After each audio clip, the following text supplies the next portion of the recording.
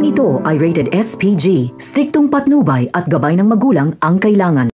Sa magaganap na bakbakan sa mansyon ay maiipit si Olga sa sitwasyong hindi niya inaasahan.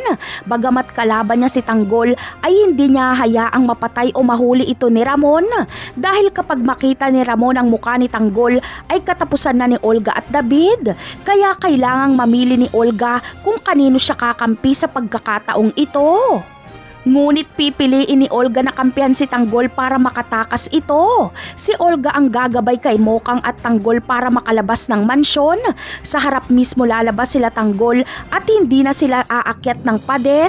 Sa tulong ni Olga ay makakagamit ng sasakyan sila Tanggol. Kaya abot langit ang galit ni Ramon.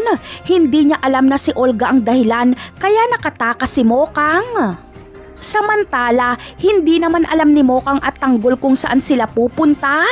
Labis ang paghanga ni Mokang kay Tanggol dahil lagi itong dumarating kapag kailangan niya ng tulong.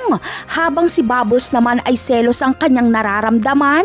Habang nakasakay sa sasakyan sila Tanggol at Mokang ay nakasunod lang si Bubbles sa kanila gamit ang motor. Babantayan ni Bubbles si Tanggol dahil baka tumakas ito lalo pat nakuha na nito ang babaeng mahal niya. Ngunit ang tanong ng marami, saan naman kaya dadalhin ni Tanggol si Mokang? Posible kayang babalik sila sa resort na pinuntahan nila ni Bubbles? At magiging komportable kaya si Bubbles at Mokang sa isa't isa? Yan ang aabangan natin. Bye!